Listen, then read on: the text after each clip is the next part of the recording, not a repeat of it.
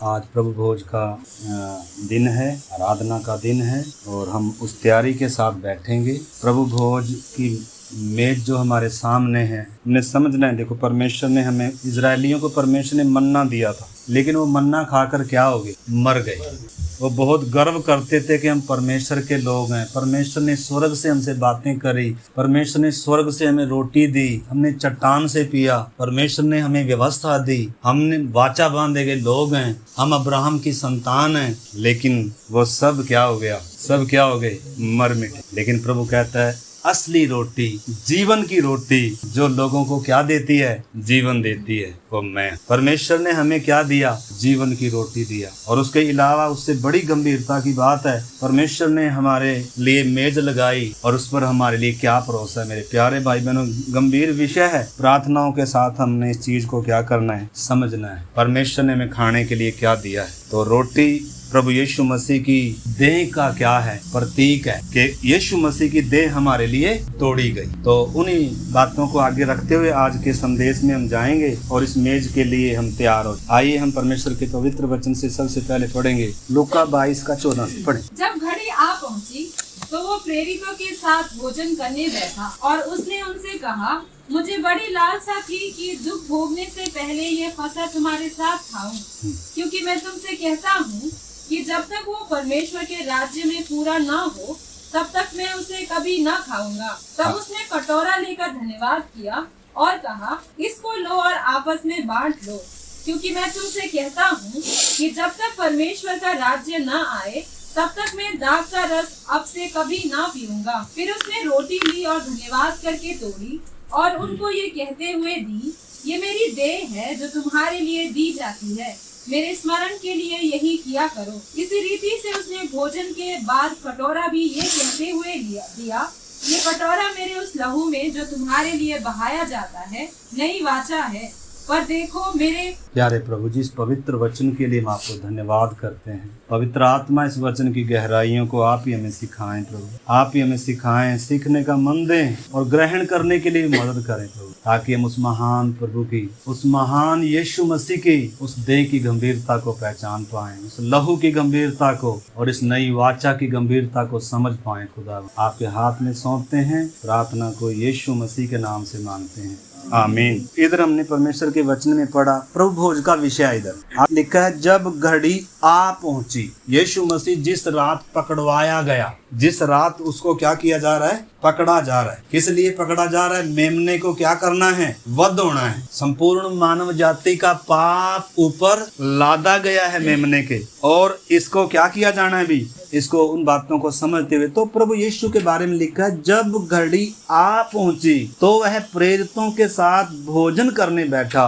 और उसने उनसे कहा, मुझे बड़ी लालसा थी कि दुख भोगने से पहले यह फसह तुम्हारे साथ खाऊं। फसह का त्योहार इजरायली लोग, यहूदी लोग मनाते हैं। फसह के त्योहार में क्यों मनाते हैं? ये वास्तव में फसह का त्योहार क्यों था? ये यीशु मसीह को बताने के लिए ही था। वो फसह का मेमना वास्तव में जो मिस्र में बलिदान हुआ था, जहाँ से इजरायलियों ने गुलामी से, दास्तां से छुटकारा पाया था, उस मेमने के वध होने के कारण, और इतना ही नहीं बल्कि इजरायलियों ने उस मेमने को कड़वे साग पात के साथ, एक मेरी रोटी के साथ और भुंजे हुए उस मेमने को पूरी तैयारी के साथ खाया था। तो उनकी एक नई जिंदगी की शुरुआत थी। वो उनके उद्धार छुटकारे की कीमत दिया गया था। इस करके यहूदी लोग उस समय से इस साल में, परमेश्वर ने कहा था, हर साल तुम्हारे साल का पहला महीना यही होगा और पहले महीने में तुम क्या करना? फसह का क्या मानना? पर्व मानना। हर साल यहूदी लोग क्या मानते थे? पर्व मनाते थे। और उसी तरीके से क्या करते थे? वो मेज पर कड़वा साग पात रखते थे, भुंजा हुआ वो मांस रखते थे मेमने का, और उस रोटी को, एक मेरी रोटी को, एक कड़वा प्याला होता था, उस कड़वे प्याले में नमक का होता था, उसको खाते थे। यानी कि उस गुलामी को वो याद करते हैं कि हम कैसे उस गुलामी में थे, कैसे कड़वा अनुभव था, उस चीज को याद कर रहे थे। और दूसरा प्याला एक रस का होता था, और फिर उस रस में डुबोकर क्या करते थे? ऐसे उनकी एक विधि होती थी। यीशु ने भी यहूदा को डुबोकर क्या दिया था? टुकड़ा दिया। वो प्रभु भोज का नहीं था, बल्कि वो फसह का था। फसह का भोज दिया जाता था। तो ऐसा एक घड़ी अवसर था, फसह का पर्व था। दुनिया को तो मालूम नहीं था कि यही वो फसह का मेमना है जो क्या होने जा रहा है, वध होने जा रहा है। प्रभु यीशु कह रहा है कि मेरी बड़ी लालसा थी कि दुख भोगने से पहले, क्रूस का वो दुख, मृत्यु का वो दुख भोगने से पहले तुम्हारे साथ क्या करूं, ये फसह का पर्व। देखो प्रभु की तो कितनी लालसा है। क्या हमारी लालसा है? क्या हमारा मन करता है हम इस मेज में शामिल हो? आज्ञा है प्रभु की। कितने विश्वासियों के लिए ये कोई महत्वपूर्ण, ये मैंने कहा आम संगति नहीं है, ये प्रभु यीशु मसीह का आदेश है, आज्ञा। उसने कहा मेरे स्मरण के लिए यही किया करो। तो इस करके हर एक विश्वासी ने जब प्रभु भोजो तो सारे काम छोड़कर, सब रिश्तेदारी हो या कोई काम हो, बिजनेस व्यापार हो, कुछ भी घाटा उठाना पड़े, पूरे मन की तैयारी से हमें इसमें क्या होना है, शामिल। लेकिन दुख की बात है अभी भी बहुत सारे, इससे जरूरी कईयों को क्या है, काम, और ये उनके लिए बहुत ही क्या हो जाए, ऐसा ना उनके लिए प्रभु क्या हो जाए, ये हानि। क्योंकि सबसे बड़ी बात है ये वाचा का चिन्ह है। वाचा जब बांधी जाती है दोनों पार्टियों की तरफ से बांधी जाती है, एक नहीं, जबरदस्ती नहीं है। प्रभु ने कहा यदि कोई मेरे पीछे आना चाहे तो जब मेरी आंखें खोली, बुद्धि खोली, समझ खोली, मैंने खुद निर्णय लिया कि मैं इस क्रूस पर चढ़ाए यीशु के पीछे चलूंगा। इस क्रूस पर चढ़ाए यीशु को मैं अपना प्रभु और उद्धार करता स्वीकार करता हूँ और प्राण देने तक प्रभु मैं तेरे पीछे चलूंगा। सबसे बढ़कर प्रभु मैं तुझे क्या करूंगा, अपने जीवनों में वो आदर दूंगा। माँ से बढ़कर, पत्नी से बढ़कर, पति से बढ़कर, बच्चों से बढ़कर, संसार से बढ़कर मेरे जीवन में तो क्या होगा, वो स्थान रखेगा प्रभु। तब प्रभु ने हमारे साथ क्या बांधी है, तब वाचा बांधी। बच्चों के साथ नहीं होती है बात। तो इस करके मेरे प्यारे भाई बहनों, हमने समझना है इधर प्रभु क्या कह रहा है, मेरी बड़ी लालसा थी कि दुख भोगने से पहले तुम्हारे साथ ये फसह खाऊं। ठीक है ना। तो प्रभु की कितनी लालसा थी मेरे प्यारे भाई बहनों, क्योंकि इसमें बहुत बातें छिपी हुई हैं। आपको मालूम है यीशु मसीह ने दुनिया को भोजन खिलाया, रोटी खिलाई, बहुत प्रभु ने भलाई जीवन में करी। लेकिन आपको मालूम है जब ये फसह का पर्व मनाया जा रहा है, कौन ही सिर्फ भीड़ के साथ ये, बल्कि चुने हुए क्या है। एक यहूदा, उसने क्या कर दिया, यीशु को बेच दिया, और वो इसमें उसको भी प्रभु ने क्या नहीं किया, उसको भी इसमें शामिल। यानी कि इस मेज में हर कोई शामिल नहीं हो सकता। जिसने प्रभु को, यीशु को क्या मानना है, अपना प्रभु और उद्धार करता क्या किया है, मानना है, वो इसमें क्या होता है, शामिल होता है। तो आइए हम इस बात को और आगे सीखेंगे। प्रेरितों के काम और उसका 2 अध्याय 41 और 42 वचन पढ़कर हम आगे चलेंगे। प्रेरितों के काम 2 अध्याय का 41 और 42 वचन। अतः जिन्होंने उसका वचन ग्रहण किया, अतः जिन्होंने उसका वचन ग्रहण किया, उन्होंने बपतिस्मा लिया, उन्होंने बपतिस्मा लिया, और उसी दिन 3000 मनुष्य के लगभग उनमें मिल गए। हाँ? और वे प्रेरितों से शिक्षा पाने और संगति रखने और रोटी तोड़ने और प्रार्थना करने में लौलीन रहे। आमीन। तो जितनों ने क्या किया है, प्रभु को ग्रहण किया है, वचन को क्या किया है, ग्रहण किया है। कौन सा वचन? इधर कोई चंगाई सा बानी आप देख सकते हैं। सुसमाचारों में आप देखोगे दुष्ट आत्मा को निकाला जा रहा है, बीमारों को ठीक किया जा रहा है, भूखों को रोटी खिलाई जा रही है और कोढ़ियों को शुद्ध किया जा रहा है। परंतु इधर ऐसा कोई संदेश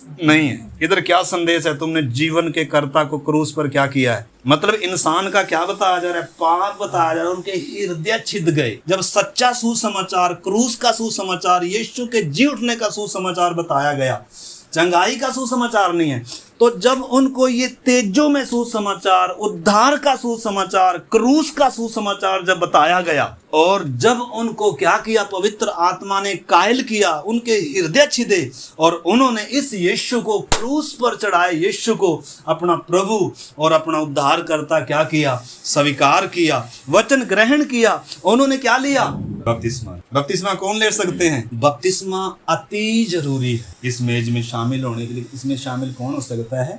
जिन्होंने उद्धार पाया है, बपतिस्मा लिया, यीशु को अपना प्रभु और उद्धार करता स्वीकार किया है। ये बहुत जरूरी है और वही इसमें क्या होते हैं, शामिल होते हैं।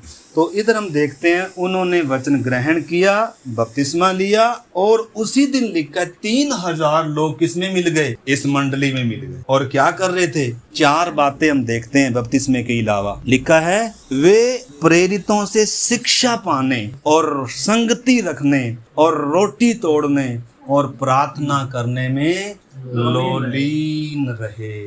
4 बातें हैं ये। आपको मालूम है, अगर एक गाड़ी ने चलना है तो, सड़क पर चलना है तो गाड़ी ने उसके कितने व्हील होते हैं? 4 व्हील। अगर एक व्हील भी कमजोर है तो चलेगी? तो ये 4 व्हील हैं एक मसीही के लिए, एक विश्वासी के लिए। 4 बातें इतनी जरूरी हैं। पहली क्या है? प्रेरितों से शिक्षा पाना, यानी कि इस वचन को सीखना हर एक विश्वासी के, जिसने बपतिस्मा लिया है, इस वचन को सीखना उसके लिए बहुत जरूरी है। सिखाने वालों को परमेश्वर ने रखा हुआ है, प्रभु ने नियुक्त करके रखा हुआ है। कलीसिया में प्रेरितों को भी नियुक्त किया है, पासवानों को भी नियुक्त किया है, और उपदेशक भी नियुक्त किए गए हैं, सुसमाचार प्रचारक भी नियुक्त किए गए, नबी भी नियुक्त किए गए, ताकि पवित्र लोग क्या हो जाएं। उद्धार तो पा लिया, परंतु सिद्ध होना है। पवित्र लोगों ने सिद्ध होना है, तो ये 4 काम बहुत जरूरी हैं। शिक्षा पाना, वचन को सीखना अति जरूरी है हर एक विश्वासी के लिए। चाहे कितना भी काम हो, चाहे कितना भी आप व्यस्त हो, वचन अगर आप नहीं सीखेंगे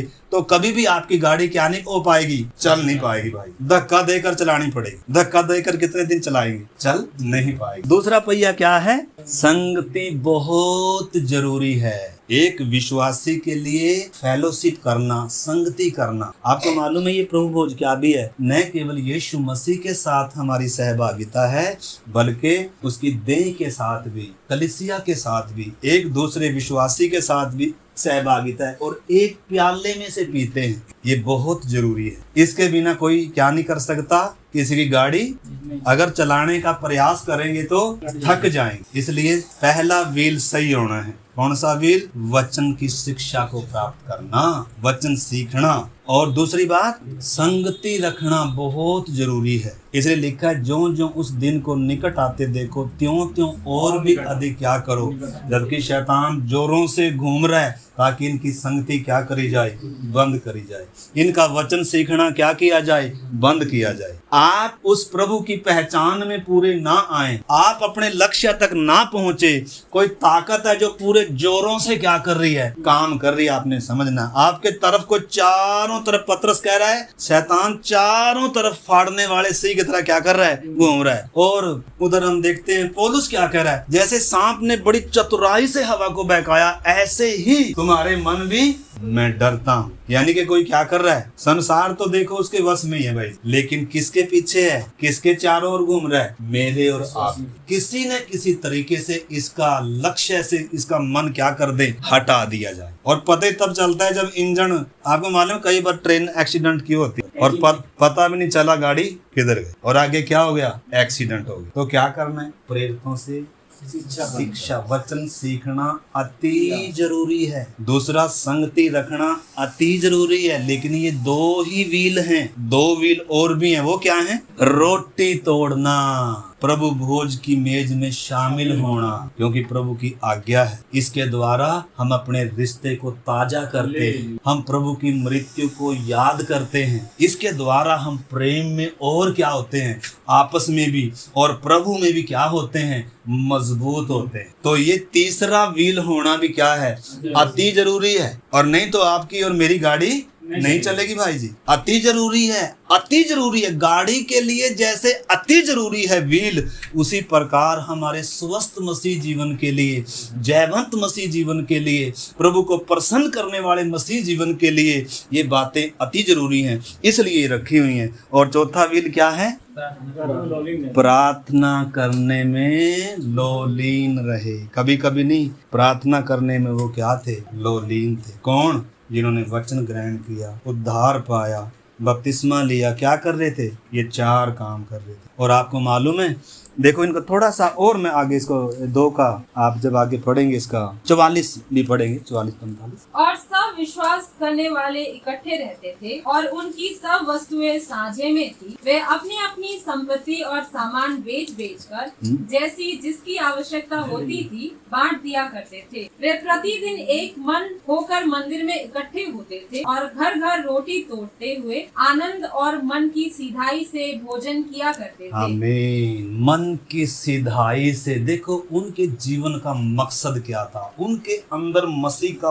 प्रेम कितना था, उनके जीवन का लक्ष्य क्या बन गया, आपने समझना। देखो उद्धार की खुशी कितनी ज्यादा है जो उनके पास था। अब वो जो इन्होंने जो देखो इंसान के लिए सबसे कीमती चीज क्या है दुनिया में, लेकिन वो भी क्या कर रहे हैं, प्रभु के प्रेम के सामने मतलब कोई चीज मायने नहीं रखती। ऐसा गहरा प्यार है परमेश्वर, ऐसा खेत में छिपा हुआ ये खजाना है, जब किसी को मिलता है ना बस ये ही है वो उस समय उसके लिए सबसे कीमती। इसलिए उसके लिए सब कुछ लिखा है, बेच कर क्या कर लिया, उस खेत को क्या कर लिया। तो उद्धार इतना बड़ी चीज है मेरे प्यारे भाई बहन, बाकी सब चीज खत्म हो जाएगी। इसलिए उद्धार एक व्यक्ति की सबसे बड़ी और सबसे पहली जरूरत है। तो इधर हम देखते हैं परमेश्वर के पवित्र वचन से कि वो मन की सिधाई से क्या होते थे, इकट्ठे होते थे। और पहली सदी में तो हर रोज क्या करते थे, वो रोटी तोड़ते थे। और इसलिए प्रभु की उपस्थिति उनके बीच में थी, आग से भरे हुए थे। और आपको मालूम है घुटने टेकते थे बड़े बड़े सम्राट भी।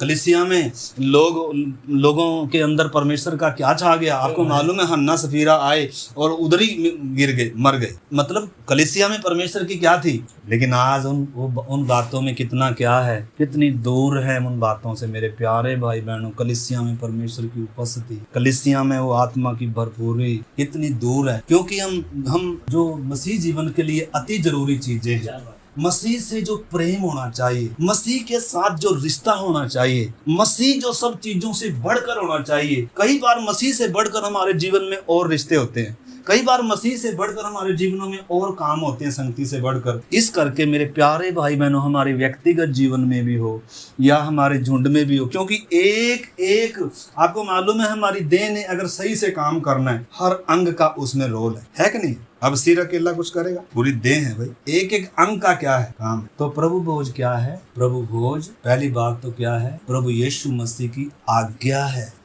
उसमें हम कुरिन्थियों में भी और इधर भी पढ़ा, इधर भी प्रभु ने कहा तुम ऐसा करना, लूका में हमने पढ़ा। और प्रेरित कलीसिया ऐसा करती थी, शुरू से हम देखते हैं। और उनकी नींव मजबूत थी, राजाओं के घुटने टिकाए, प्रभु की उपस्थिति भरी हुई थी उनके जीवनों में, उनके घर, उनके झुंडों में। परंतु आज अभाव उन चीजों का। परंतु मेरे प्यारे भाई बहनों, इस चीज को हमने अच्छे से क्या करना होगा, समझना होगा। तो पहली बात तो यीशु मसीह की आज्ञा है। इस आज्ञा से बढ़कर और कोई आज्ञा है बताओ? आज एक विश्वासी के लिए इससे बढ़कर और कोई काम है कोई काम? लेकिन अगर कोई इसमें नहीं भाग लिया है, आप बताओ। इसकी गंभीरता को समझना। देखो प्रभु का आज्ञा है मेरे स्मरण के लिए यही किया। प्रभु को स्मरण करना है तो क्या करना है, इधर आना। उसकी मृत्यु को स्मरण करना है तो इधर आना। उसके साथ सहभागिता करनी है तो इधर आना है। कलीसिया के साथ सहभागिता करनी है तो इधर एक मेज पर आना है, एक प्याले में आना है। क्योंकि हमें एक आत्मा पिलाया गया है, एक कीमत दी गई है, एक पिता है, एक रास्ता है, एक ही उस यरूशलेम के हम सब क्या है, एक देह के हम अंग हैं। तो अपनी बुलाहट को मेरे प्यारे भाई बहनों हमने समझना है। आज ज्यादातर इन बातों को क्या नहीं करते हैं, समझाने के बाद भी क्या नहीं आता, बहुतों को समझ में नहीं आता। इसलिए अगर मेरी देह की एक उंगली अगर काम नहीं करती है ना, आपको मालूम है ये भी उससे प्रभावित होते हैं कि नहीं होते? एक काम नहीं कर रही है, एक को कोड़ लग गया, एक को चोट लग गई, तो सबको क्या कर रही है, ये प्रभावित कर। इस करके हमने समझना एक विश्वासी की कलीसिया में कितनी बड़ी जिम्मेदारी है। एक विश्वासी की स्वयं जिम्मेदार है वो। इस मेज के प्रति एक विश्वासी खुद जिम्मेदार है। उसको ऐसा क्या काम हो गया जो इसमें नहीं जुड़ पाया? उसको ऐसा कौन सा, क्या हमारा परमेश्वर कब्र में है क्या हमारी जरूरतें पूरी, हम क्या बता रहे हैं? परमेश्वर विश्वास योग्य नहीं, परमेश्वर मेरे साथ वफादार नहीं, परमेश्वर ने मेरे लिए कुछ नहीं किया। आपको मालूम है कितना बड़ा मैसेज दे रहे हैं बाकी विश्वासियों को भी इसमें शामिल ना हो, दुनिया को भी क्या मैसेज दे रहे हैं? यीशु के पीछे चलने का कोई फायदा? मेरे प्यारे भाई बहनों, आज तो कोई और नहीं आए, आगे से जो आप इधर आए, आगे से आपने समझना, जब भी ये मेज का इंतजाम हो, वो दिन नियुक्त हो, मेज में प्रभु हमें शामिल करे, तो हमें क्या नहीं करना, इसको क्या नहीं करना, नजरअंदाज नहीं करना। और लापरवाही से भी नहीं आना, मन की तैयारी से आना, दिल के उस हमारे दिल की तमन्ना यही हो, ठीक है ना। तो इस करके मेरे प्यारे भाई बहनों, पहली बात तो है प्रभु की आज्ञा है। दूसरी बात क्या है, ये प्रभु की वाचा है, वाचा का चिन्ह है वास्तव में प्रभु की। और हमारे बीच में जो वाचा बांधी गई है, उस वाचा में जैसे इजरायलियों के साथ परमेश्वर की वाचा है, तो चिन्ह क्या है, खतना। अगर खतना नहीं है, मूसा का खतना नहीं था, परमेश्वर मूसा ने अपने बच्चों को खतना नहीं किया, क्या करने लगा था, वाचा बांधी गई है, तो उसका क्या होना है,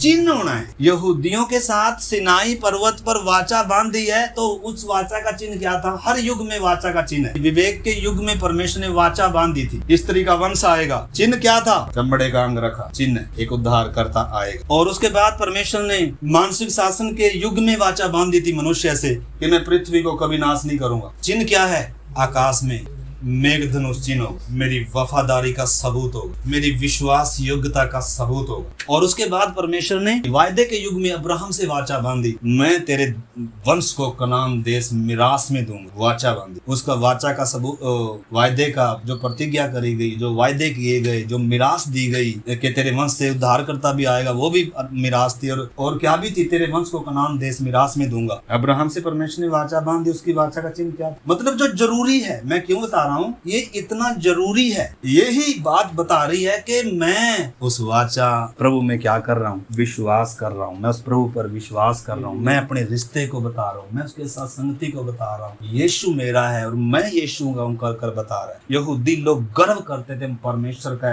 अपनी देह में खतना लेकर चलते थे। और उसके बाद सिनाई से विश्राम का दिन मानते, शब्द का दिन मानते। उस युग की वाचा का क्या है, चिन्ह। पिछले कई साल पहले इजराइल ने 6 देशों को धूल चटाई, विश्राम के दिन हमला कर दिया था, उन्होंने कुछ नहीं, उन्होंने विश्राम दिन को माना। परमेश्वर ने क्या किया, धूल चटाई और देश भी कब्जा कर लिया। मतलब वाचा का चिन्ह, वो सबूत दे रहे हम परमेश्वर के लोग हैं, चाहे कुछ भी हो जाए, हमने क्या बांधी है, परमेश्वर से वाचा बांधी, खतना लेकर चलते हैं। पीड़ा होती है, दर्द होता है, तो भी वो क्या करते हैं, गर्व से करते हैं, चाहे कुछ भी हो जाए, वाचा बांध रखी हमारे साथ परमेश्वर ने। और उस वाचा का क्या कर रहे हैं, पालन कर रहे हैं। यीशु ने भी क्या कहा, कलीसिया के साथ वाचा है, ये चिन्ह, प्रभु भोज उस वाचा का चिन्ह। आपको मालूम है प्रभु ने हमारे साथ कैसी वाचा, वो वाचा सब टूट गई। यहूदियों ने इजरायलियों के साथ परमेश्वर ने जो वाचा बांधी थी प्रभु ने सिनाई पर, वो वाचा उन्होंने क्या कर दी, तोड़ दी। लेकिन परमेश्वर ने कहा था कि मैं उनके साथ क्या करूंगा, एक नई वाचा बांधूंगा। अब की बार वाचा में मैं अपनी व्यवस्था पत्थर की पट्टियों पर लिखकर नहीं दूंगा, बल्कि उनकी मांस की हृदय रूपी पट्टियों पर अपनी व्यवस्था लिखूंगा, उनके विवेक में समाऊंगा, उनके अंदर से पत्थर का हृदय निकालूंगा। आपको मालूम है आज भी इजराइल का यहूदियों का पत्थर दिल है, आज भी उन्होंने मसीह को स्वीकार नहीं किया। उनके लिए ये कब होगा, 1000 साल के राज्य में प्रभु उनके पत्थर हृदय को निकालेगा और उन्हें शुद्ध करेगा, और तब वो परमेश्वर को पहचानेंगे और परमेश्वर के साथ क्या करेंगे, वो चलेंगे। वो 1000 साल के राज्य में होगा। लेकिन वास्तव में ये जो वचन है, प्रभु ने कहा ये नई वाचा है, और इसे उस वाचा का क्या है, लहू है, जो तुम्हारी छड़ौती के लिए, मरकुस में पढ़ा होगा वो वचन, ये लहू नई वाचा है। अध्याय लूका 22 अध्याय का वो ही वचन पढ़ेंगे। इसी रीति से उसने भोजन के बाद कटोरा भी यह कहते हुए दिया, यह कटोरा मेरे उस लहू में जो तुम्हारे लिए बहाया गया या तुम्हारे लिए बहाया जाता है, नई वाचा है। नई वाचा बांधी गई है, पुरानी वाचा क्या हो गई, पुरानी वाचा जिसके साथ बांधी थी वो क्या हो गए, बेवफा हो गए। मेरे प्यारे भाई बहन, उन्होंने वाचा को क्या नहीं किया, पूरा नहीं किया इजराइल ने। प्रभु यीशु भी आया, उसको भी उन्होंने नहीं पहचाना। आखिर में वो क्या कर दिए गए, उस जैसे उस राजा ने उसको किसको त्याग पद से हटा दिया था, वस्ती रानी को पद से हटा दिया था, और अन्य जाति या यहूदी उस एस्तेर को क्या किया गया, उसके लिए मौका दिया गया, उसको चुना गया। उसी प्रकार परमेश्वर ने इजराइल को हटाकर, जब वो फल नहीं लाए, जो वो विश्वास योग्य नहीं बने, जब वो वफादार नहीं बने, जब वाचा का पालन नहीं किया, तो उनको मेरे प्यारे भाई बहनों हटाकर प्रभु हमें वाचा में लेकर आ, कलीसिया को वाचा में लेकर आ, ना फलने वाले को हटा दिया, और आशा से, उम्मीद से कि ये फल लाएंगे, हमें क्या किया है, जंगली में से काट कर और उत्तम में क्या कर लिया। छोटी बात नहीं है, बहुत बड़ी बात। अंत था हमारा जड़ाया जाना। संसार रूपी इस जंगली जैतून में थे, जिसका स्वामी पाप, और आपको मालूम है 3 ताकतों के वश में है। पाप, मृत्यु और शैतान क्या कर रहा है, राज्य कर। हमारा सौभाग्य है प्रभु ने हमें इधर से काट कर और इधर लेकर आए। इस करके हर एक विश्वासी ने अपने सौभाग्य को पहचानना है, अपनी बुलाहट को पहचानना है, प्रभु के प्रेम को पहचानना है। तो इधर हम परमेश्वर के वचन से बहुत सारी बातें इसमें देख सकते हैं। तो नई वाचा के बारे में आइए हम इब्रानियों की पत्री 7 अध्याय और 22 वचन पढ़ेंगे। इब्रानियों की पत्री 7 का 22। इस प्रकार यीशु एक उत्तम वाचा का जामीन ठहरा। यीशु मसीह उत्तम वाचा का क्या ठहरा? जामीन। सिनाई पर वाचा बांधी गई थी, उनका मध्यस्थ कौन था? मूसा था। लेकिन कलीसिया के साथ, हमारे साथ जो वाचा बांधी गई है उसका मध्यस्थ भी कौन ही है? यीशु मसीह स्वयं ही है। एक बार और पढ़े। इस प्रकार यीशु एक उत्तम वाचा का जामीन ठहरा। उत्तम वाचा का जामीन। हम उत्तम वाचा में क्या किए गए हैं? आपने समझना है, मैं और आप नई वाचा में जोड़े गए हैं। उत्तम वाचा हमारे साथ बांधी गई, उत्तम प्रतिज्ञाओं के साथ वाचा। क्या वाचा है? क्या वायदे हैं इस वाचा? हर वाचा में वायदे होते हैं, प्रतिज्ञाएं होती हैं। क्या वायदे किए हैं प्रभु ने? मैं तुझे कभी नहीं छोड़ू, मैं तुझे कभी नहीं त्याग, माँ छोड़ जाए, दुनिया छोड़ जाए, मैं तुझे वायदा किया है, प्रतिज्ञा इस नई वाचा में। और मैं तुझे क्या करूंगा? मैं तुझे पवित्र करूंगा, मैं तुझे शुद्ध करूंगा, मैं तुझे लेकर जाऊंगा, मैं तेरे उद्धार के काम को, मतलब इसमें इतनी प्रतिज्ञा कर रखी, मैं तेरे अंदर से पत्थर का हृदय निकालूंगा, मांस का हृदय दूंगा, तुम्हारे अंदर अपनी आत्मा डालूंगा। इतने वायदे हैं प्रभु ने हमारे साथ किए हैं। इस उत्तम वाचा में उत्तम प्रतिज्ञाएं, उनके साथ भी वाचा बांध दी थी, परंतु उत्तम नहीं थी, वो इतनी उत्तम नहीं थी। वायदे भी किए थे लेकिन इतने वायदे नहीं थे। वो पृथ्वी के वायदे थे, वो सब मिट गए। धरती का देश भी क्या हो गया, लेकिन हमारे साथ स्वर्गीय और आत्मिक वाचा बांधी गई है। वो दिया गया है जो मौत भी छीन नहीं सकती है, जो कोई भी छीन नहीं सकता। मेरे प्यारे भाई बहनों, ऐसा संबंध हमारा जोड़ दिया, ऐसी उत्तम आशीषों के हमें वारिस बना दिया। मसीह में स्वर्गीय स्थानों में हमें वो मिरास मिली है। और आपको मालूम है, अगर हम वाचा में क्या रहें, हम भी अपनी तरफ से क्या रहें, पक्के रहें, वाचा को ना तो विश्वास योग्य रहें, वफादार रहें, तो वो हमारे साथ क्या है? वफादार। 8 अध्याय का भी इसमें थोड़ा सा पढ़ें। 8 अध्याय का, इसी का इब्रानियों की पत्री 8 अध्याय का 6 वचन। पर उन याजकों से बढ़कर सेवा यीशु को मिली, क्योंकि वो और भी उत्तम वाचा का मध्यस्थ ठहरा, जो और उत्तम प्रतिज्ञाओं के सहारे बांधी गई है। हाँ, यीशु मसीह हमारी जमानत देने वाला जामीन है। यीशु मसीह हमारा मध्यस्थ भी है। उनके साथ जो वाचा बांधी थी, आपने समझना है, उनके साथ जो प्रतिज्ञाएं करी गई थी और उनका जो मध्यस्थ था, उनको तो आपको मालूम है, उनका मध्यस्थ पहले एक मूसा था और उनके बाद उनका मध्यस्थ कौन होता था? महायाजक होता था। महायाजक पहले अपने लिए, अपने पापों के लिए प्रायश्चित करता था, बलिदान चढ़ाता था, तब इजराइल के और परमेश्वर के बीच में आता था। और तो भी मौत उनको क्या नहीं मतलब उनको जिंदा रहने नहीं देती थी, वो मर जाते थे। लेकिन हमारे वाचा महायाजक आज भी जिंदा है, मध्यस्थ आज भी जिंदा है। और कोई बलिदान थोड़ा है, एक ही बलिदान सर्वदा के लिए क्या हो गया? सिद्ध हो गया। मतलब अब कोई बलिदान बाकी नहीं रहा। आज भी यीशु हमारा मध्यस्थ है। यूहन्ना क्या कह रहा है? देखो, उत्तम वाचा की जो प्रतिज्ञाएं हैं या उत्तम वाचा, उसको हमने समझना है। यूहन्ना देखो, पहला यूहन्ना 2 अध्याय का 1 वचन पढ़े। पहला यूहन्ना की पत्री 2 अध्याय और 1 वचन। हे मेरे बालकों, मैं ये बातें तुम्हें इसलिए लिखता हूँ कि तुम पाप न करो। और यदि कोई पाप करे तो पिता के पास हमारा एक सहायक है, अर्थात धर्मी यीशु मसीह। आमीन। हमारा एक वकील है जो हमारे लिए केस पहले से लड़ रहा है। हमारे पक्ष में कोई परमेश्वर के सामने खड़ा है। इजराइल के और परमेश्वर के बीच में महायाजक खड़ा होता था, वो सिद्ध नहीं था, मौत उसको रहने नहीं देती थी।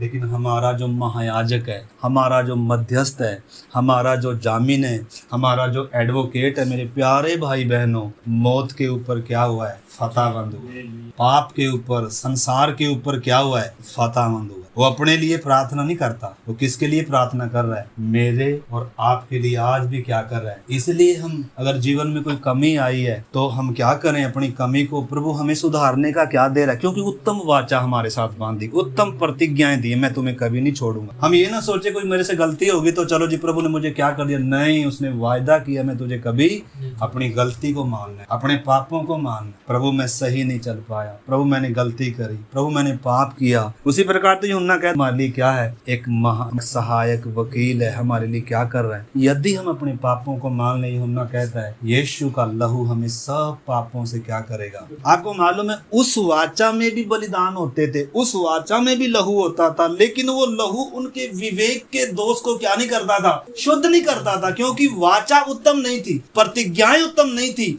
बलिदान उत्तम नहीं था, महायाजक उत्तम नहीं था। मौत उनके ऊपर क्या कर गई, राज्य करती थी, फिर भी पाप उनके ऊपर क्या करता था, फिर भी राज्य। लेकिन हमारा जो महायाजक है, हमारा जो सहायक है, हमारा जो उद्धार करता है, हमारा जो बलिदान है, हमारे लिए जो लहू बहाया गया, ये क्या है, सर्वोत्तम है मेरे प्यारे भाई बहनों।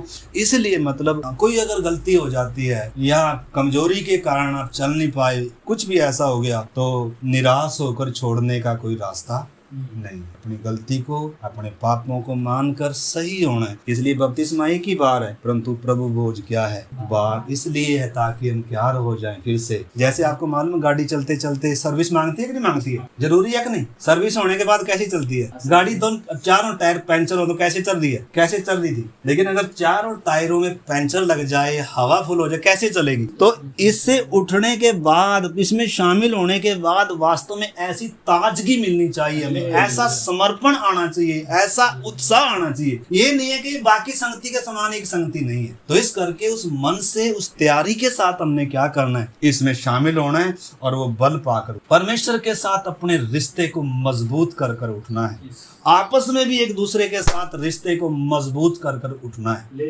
यही हमारे इसका उद्देश्य है मेरे प्यारे भाई बहन। इसलिए प्रभु ने ये रखा है। तो आज्ञा है प्रभु की। दूसरी बात, उत्तम वाचा का ये क्या है, चिन्ह। हमने क्या करना है, इसको पालन करना। यहूदी चिन्ह लेकर चलता है अपने बदन में, चाहे दर्द हो, यहूदी चाहे कुछ भी हो। जो भाई जी वो क्या नहीं करता आज भी, वो जो फसा का या जो भी त्योहार हो, या ये जो क्या कहते हैं इसको, शपथ का दिन है, आज भी उसका क्या कर रहे हैं, आज भी पालन कर रहे हैं। लेकिन हम हमारे से उम्मीद ज्यादा है कि कम है। हर एक ने समझना है, देखो प्रभु ने मेरे साथ उत्तम वाचा बांधी है, उत्तम प्रतिज्ञाएं की, मैं कभी नहीं छोड़। मैं गलती करी, मान मैं तुझे क्या करूं, शुद्ध कर, मैं तुझे छुड़ाऊंगा। 99 धर्मियों को छोड़कर एक खोई हुई को ढूंढने के लिए भी क्या है, भटके हुए पापी के लिए परमेश्वर पिता दौड़कर गले लगाने चूमने के लिए भी क्या है। अरे तू मान तो सही, तू पश्चाताप तो कर सही, प्रभु मेरे से क्या हुई है। लेकिन दुख की बात है जब हम क्या ना करें, इस एहसास में ना आए। तो इस करके मेरे प्यारे भाई बहनों, इस उत्तम प्रतिज्ञाओं को हमने समझना है। इसमें बहुत सारी बातें हैं। अगर इसका 8 का हमने 6 पढ़ा था ना, उत्तम प्रतिज्ञाओं के सहारे बांधी गई, क्योंकि यदि वह पहली वाचा निर्दोष होती तो दूसरी के लिए अवसर न ढूंढा जाता, पर वह उन पर दोष लगाकर कहता है, प्रभु कहता है, देखो वे दिन आते हैं कि इजराइल के घराने के साथ और यहूदा के घराने के साथ नई वाचा बांधूं। यह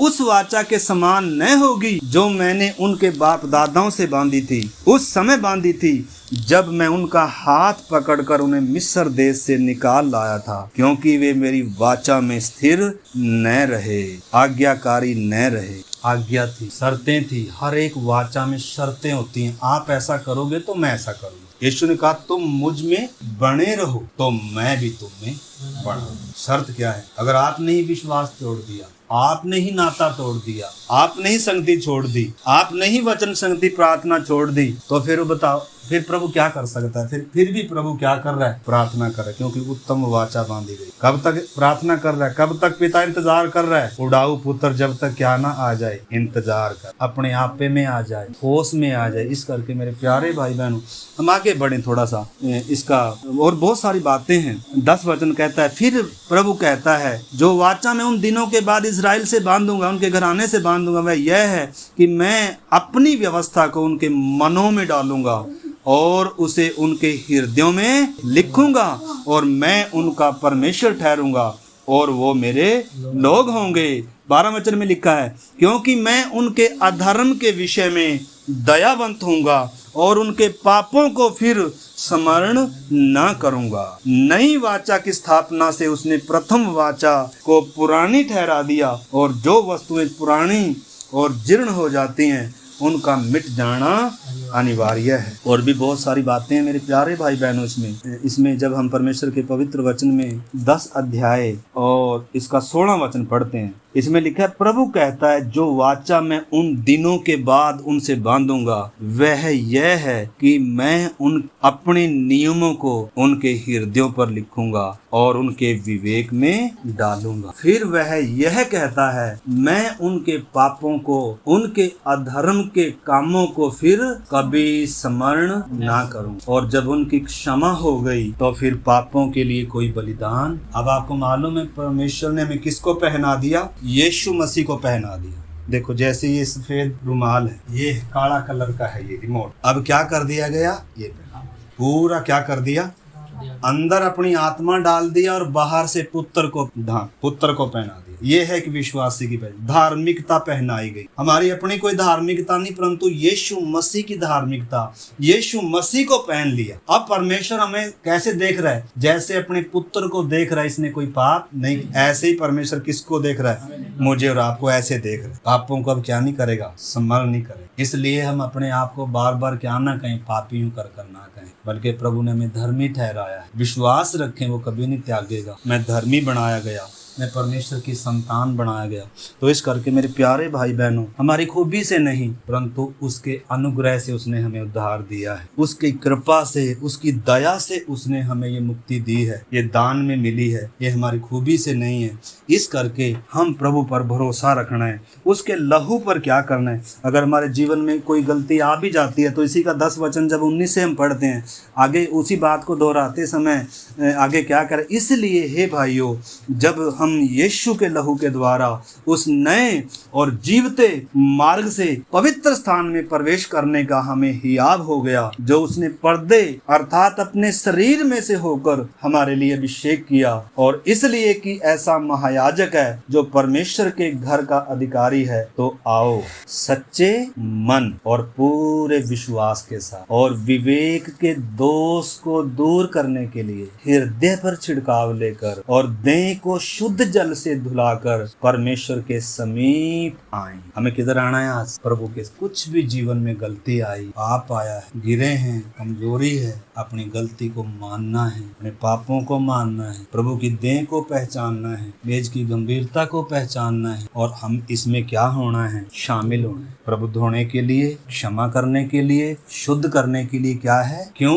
क्योंकि हमारे साथ उत्तम क्या बांधी गई है? वाचा। उनके जो बलिदान होते थे, उनका जो लहू होता था, विवेक को क्या नहीं करता था? शुद्ध नहीं करता था। परंतु यीशु का लहू हमें सब पापों से क्या करता है? अगर आप 9 अध्याय का 14 वचन में पढ़ता हूँ, इसमें लिखा है, तो मसीह का लहू जिसने अपने आप को सनातन आत्मा के द्वारा परमेश्वर के सामने निर्दोष चढ़ाया, तुम्हारे विवेक को मरे हुए कामों से क्यों ना शुद्ध करेगा, ताकि तुम जीवते परमेश्वर की क्या करो? तो वाचा तो उत्तम है भाई। सिर्फ हमने क्या करना है? अपनी गलती को, अपने पापों को क्या करना है?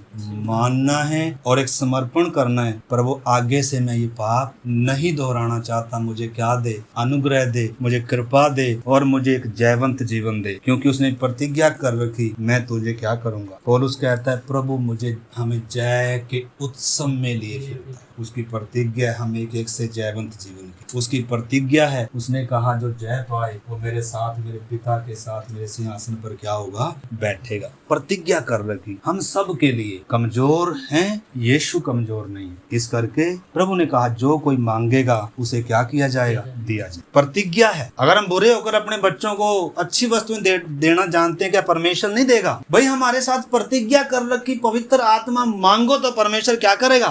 भरपूरी से देगा। अब मांगना किसने? खटखटाना किसने है?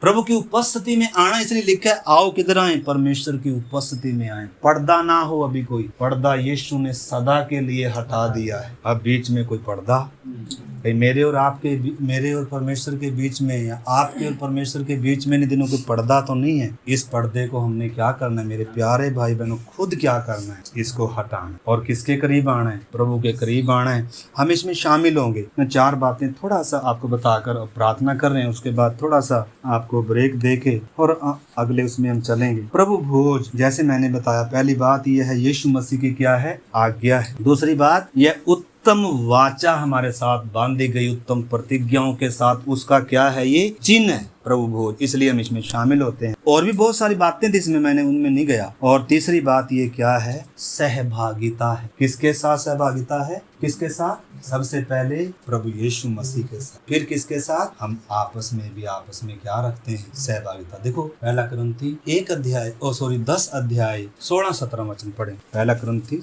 10 अध्याय का 16-17। वो धन्यवाद का कटोरा जिस पर हम धन्यवाद करते हैं, क्या मसीह के लहू की सहभागिता नहीं? हाँ? वो रोटी जिसे हम तोड़ते हैं, क्या वो मसीह की देह की सहभागिता नहीं? इसलिए कि एक ही रोटी है तो हम भी जो बहुत है एक देह है। हाँ, तो आपस में मेरे प्यारे भाई बहनों, ये कर हम प्रभु के साथ सहभागी हो रहे हैं, सहभागिता कर रहे हैं, उसके साथ एक हो रहे हैं। और उसके साथ साथ आपस में भी कलीसिया में एक दूसरे भाई बहन के साथ भी क्या हो रहे हैं। पहली सदी के लोग देखो लिखा है, वो खरे मन से, मन की सिधाई से क्या होते थे, इकट्ठे होते थे और क्या करते थे, रोटी तोड़। हमें भी क्या करना है, वही नीम है, वही नमूना है, वही हमारे लिए कलीसिया आदर्श है। भले ही आज कितनी भी कलीसिया अलग अलग नमूना आ गया हो, लेकिन मेरे प्यारे भाई बहनों, हमारे लिए वही कलीसिया आदर्श है, वही महान यीशु हमारे लिए आदर्श है। तो इस करके हमने उन बातों को समझना है। अभी 4 बातें मैं बताऊंगा, वही आयत निकाल लीजिए जो प्रभु भोज की विषय है। पहला कुरिन्थी 11 अध्याय में दिया गया है। 3 सुसमाचारों में यीशु मसीह ने और उसके बाद प्रभु ने पौलुस को सीधा ये बात फिर से बताई अच्छी तरीके से, क्योंकि ये गंभीर विषय है। इस करके पौलुस क्या कह रहा है, पहला कुरिन्थी 11:23, क्योंकि ये बात मुझे प्रभु से पहुंची और मैंने तुम्हें भी पहुंचा दी कि प्रभु यीशु ने जिस रात वो पकड़वाया गया, रोटी ली और धन्यवाद करके उसे तोड़ी और कहा, ये मेरी देह है जो तुम्हारे लिए है, मेरे स्मरण के लिए यही किया करो। मेरे स्मरण के लिए यही किया करो। और कैसे करना है, बार बार करना है इसको मेरे प्यारे भाई बहनों। और इसके लिए हमें क्या होना चाहिए, हमारे अंदर, यीशु के अंदर लालसा है कि मैं दुख भोगने से पहले इनके साथ क्या करूं, बड़ी लालसा है कि मैं इनके साथ ये खाऊं। आगे पढ़िए। इसी रीति से उसने बियारी के पीछे कटोरा भी लिया और कहा, ये कटोरा मेरे लहू में नई वाचा है, जब कभी पियो तो मेरे स्मरण के लिए यही किया करो। क्योंकि जब कभी तुम ये रोटी खाते और इस कटोरे में से पीते हो तो प्रभु की मृत्यु को जब तक वो ना आए प्रचार करते हो। आमीन। तो इस करके मेरे प्यारे भाई बहनों, प्रभु का आदेश है, आज्ञा है। अगर हम शॉर्ट में देखें, बस अभी हम प्रार्थना करेंगे। प्रभु भोज के 4 दृष्टिकोण है। पहला दृष्टिकोण क्या है, हम ये करके हम क्या कर रहे हैं, पीछे की ओर देख रहे हैं, पीछे देख रहे हैं। पीछे क्या देख रहे हैं, यीशु ने कहा मेरी मृत्यु को क्या करना है, यीशु के उन दर्द को, उन पीड़ाओं को, उन यातनाओं को, उसकी मृत्यु को, उसके त्यागे जाने को, उसकी उन वेदनाओं को हम क्या करते हैं, इस मेज पर आकर याद करते हैं कि यीशु कैसे मेरे लिए क्या किया गया, तोड़ा गया। तो पहला दृष्टिकोण क्या है प्रभु भोज का, पीछे की ओर मुड़कर देखना। पीछे मुड़कर क्या देखना, इजरायलियों को परमेश्वर ने कहा था पीछे मुड़कर देखो मैंने तुम्हारे साथ क्या किया। हमें प्रभु क्या कह रहा है, पीछे मुड़कर देखो, यानी कि मेरी मृत्यु को क्या करना है, मेरे दुखों को क्या करना है, मेरी वेदनाओं को क्या करना है, याद करना है कि मैंने तुम्हारे लिए क्या किया है। ये भूलना नहीं है, ये बार बार याद करना है कि मैंने तुम्हारे लिए क्या किया है, मैंने कितनी बड़ी कीमत चुकाई है। समय का अभाव है, मैं उधर नहीं जा रहा हूँ। यीशु मसीह ने कैसे हमारे लिए दुख सहा, वो याद करना अति जरूरी है। उन वेदनाओं को फिर से ताजा करें, हम याद हम फिर से क्या करें, क्योंकि बहुत बार हम चलते चलते भूल जाते हैं। इसलिए प्रभु भोज बार बार है। प्रभु चाहता है कि वो हमें ताजा रहे, वो हमारे मन में बनी रहे चीज, तभी हम आगे बढ़ पाएंगे, नहीं तो हम आगे नहीं बढ़ पाएंगे। गाड़ी क्या हो जाएगी, पंचर हो जाएगी, धक्का लगाने से भी नहीं चलेगी। तो इधर पहला दृष्टिकोण तो है कि हम क्या करते हैं, पीछे की ओर देखना है प्रभु भोज में, प्रभु की देह को पहचानना, दर्द दुखों वेदनाओं को याद करना, पीड़ाओं को, जैसे यशाया में 53 अध्याय में उसका वर्णन और सुसमाचारों में। और अगली बात या दूसरा दृष्टिकोण क्या है इसका, बाहर की ओर देखना। 11:26 पढ़ो उसका। क्योंकि जब कभी तुम ये रोटी खाते हो और इस कटोरे में से पीते हो तो प्रभु की मृत्यु को जब तक वो न आए प्रचार करते हो। तो क्या करना है, दूसरा दृष्टिकोण क्या है इसका, कि उसकी मृत्यु का हम हमने क्या करना है? जन्म सेलिब्रेट नहीं करना, 25 दिसंबर नहीं मनाना, या यीशु के आशीषों का प्रचार नहीं करना, चंगा करेगा कर कर प्रचार नहीं करना। हर एक विश्वासी की जिम्मेदारी है जो इसमें भाग ले रहा है, उसने यीशु मसीह की मृत्यु का क्या करना है? प्रचार। एक दृष्टिकोण ये है प्रभु भोज। जब आप इसमें शामिल हो रहे हैं तो यीशु मसीह की मृत्यु का क्या करना है? घर में जाकर जहां भी जाएं, यीशु मानव जाति के लिए मरा है, मरा ही नहीं है। अगला जब हम दृष्टिकोण देखते हैं मेरे प्यारे भाई बहनों, तीसरा दृष्टिकोण आगे की ओर देखना। पहले किधर देखना? पीछे देखना। फिर किधर देखना? बाहर की ओर देखना। और तीसरा दृष्टिकोण क्या है? आगे की ओर देखना। आगे की ओर का मतलब है जब तक वह न आए इसमें शामिल होते रहना। आगे अभी तक प्रभु नहीं आया, तब तक हमने क्या करना है इसमें? और प्रभु की उस जो उसने कहा मैं तुम्हें लेने के लिए अति शीघ्र आऊंगा, उस आशा में हम इस मेज पर आते हैं। हमारा प्रभु शीघ्र आने वाला, उस आशा में हम इस मेज में आते हैं। और उस बात को आपने समझना है और उसके आगमन की क्या भी देना है? मृत्यु का भी प्रचार करना है। और कौन सा प्रचार करना है? प्रभु यीशु मसीह आने वाला। यह है आगे की ओर देखना। हमारा प्रभु आ रहा है। और आखिरी चौथा दृष्टिकोण क्या है जो अति जरूरी है? अंदर की ओर देख, भीतर की ओर देख। पहले किधर देखना? पीछे। फिर किधर देखना? बाहर। फिर किधर देखना? आगे। और अब चौथा दृष्टिकोण क्या है? अपने अंदर की ओर देखना। अंदर की ओर देखने का मतलब, उसके लिए एक वचन पढ़े, पहला कुरिन्थियों में ही है 11:28। इस मनुष्य अपने आप को जांच ले और इसी रीति से इस रोटी में से खाए और इस कटोरे में। अब बारी है चौथा दृष्टिकोण, अंदर की ओर देखना। आइए हम अपने अंदर की ओर देखें। इसका उद्देश्य क्या भी है प्रभु भोज की मेज में आने का? हर बार जब हम इस मेज में शामिल हो, हम अपने अंदर की ओर देखें। क्या मैं प्रभु के प्रति आज्ञाकारी हूँ? क्या मैं प्रभु के प्रति विश्वास योग्य हूँ? क्या मैं प्रभु से प्यार करता हूँ? आइए हम अपने अंदर, क्योंकि इसमें लिखा है अगर कोई मेरी देह को ना पहचाने तो खाते पीते समय अपने ऊपर दंड लाता है, कोई अनुचित रीति से उसमें भाग ना ले। आइए मेरे प्यारे भाई बहनों, हम अपने अंदर की ओर जांचें। अभी हम इसमें शामिल होने जा रहे हैं। अपने आप को जांचें। दूसरा कुरिन्थी 13 अध्याय का 5 वचन जब हम पढ़ते हैं, उसमें लिखा है अपने आप को जांचो कि तुम विश्वास में भी हो कि नहीं तो तुम अपनी जांच में निकम्मे ठहरे। आइए मेरे प्यारे भाई बहनों, अपने आप को जांचें। क्या मैं विश्वास में बना हुआ हूँ? क्या मैं आज्ञाकारी में बना हुआ हूँ? क्या मैं यीशु से प्यार करता हूँ या ठंडा पड़ गया मेरा प्यार? क्या यीशु से पहले मेरे जीवन में कोई और है? यीशु से बढ़कर मेरे जीवन में कोई और है?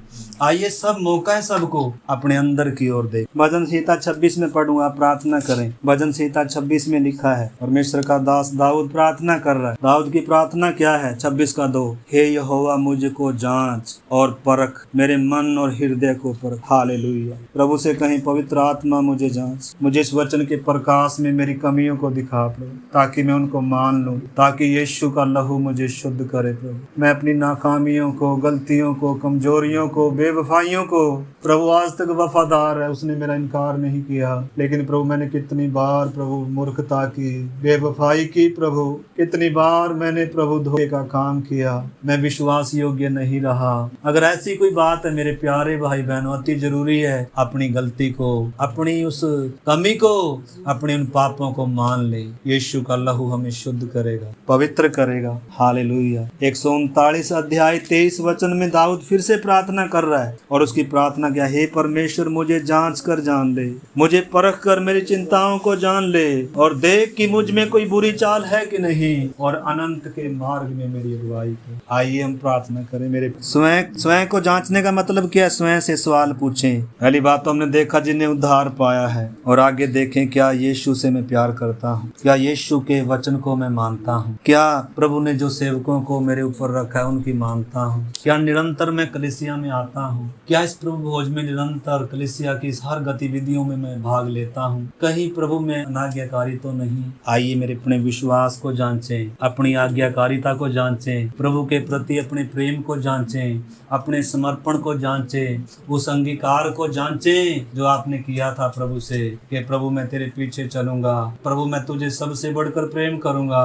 आइए जांचें मेरे प्यारे भाई बहनों, और आइए उसी समर्पण में आए, उसी प्रेम में आए, उसी संबंध में आए। प्रभु आज भी वहीं खड़ा हुआ है। आइए अपने रिश्ते को सही करें, आइए अपने प्रेम, उसके प्रेम से अपने मनों को भरें। कोई पाप से प्रेम तो नहीं है, मुझे संसार से तो प्रेम नहीं आ गया प्रभु, मेरे विचार शुद्ध हैं कि नहीं प्रभु। आइए अपने आप को जांचें, क्या मैं यीशु की गवाही देता हूँ कि नहीं देता हूँ। आइए अपने आप को जांचें। प्रभु भोज के 4 दृष्टिकोण हमने देखे, आइए हम जांचते हुए इसके लिए तैयार हो। प्रार्थना। प्यारे प्रभु जी, हम आपको दिल से धन्यवाद करते हैं, आपने हमें इस योग्य समझा प्रभु कि हम इस पवित्र मेज में शामिल हों। इसमें हमारी कोई योग्यता नहीं है प्रभु, हम तो प्रभु जन्म ही से, स्वभाव ही से जंगली हैं खुदा। आज भी कितनी बातें हमारे जीवन में ऐसी हैं जो आपको पसंद नहीं है। विनती करते हैं पवित्र आत्मा हम पर प्रकट कर दें प्रभु, अपने वचनों के द्वारा हमें हमारा चेहरा दिखाएं, हम अपनी असलियत को पहचानें, ताकि हम प्रभु के वचन के प्रति आज्ञाकारिता को, प्रभु के प्रति अपने प्रेम को, समर्पण को प्रभु हम जांच सके, और प्रभु हम सही रीति से इस मेज में शामिल हों, कोई भी अनुचित रीति से इसमें भाग ना दे। उसी समर्पण में आए प्रभु, उसी प्रेम में जड़ पकड़े प्रभु, और उसी मनसा से हम आपके साथ चलने लगे प्रभु। यदि कोई पीछे हटा है प्रभु, आप उन्हें प्रभु सचमुच में लौट आने का मन दे। हर एक के अंदर टूटा और पश्चातापी मन आए। इन वचनों को मन करते हुए आगे की सेवकाई में आगे बढ़ने में हमारी मदद कर। आपके हाथ में सौंपते हैं, धन्यवाद करते हैं, आपने हमारी प्रार्थना को सुन। यीशु मसीह के नाम से प्रार्थना को मांगते हैं, आमीन।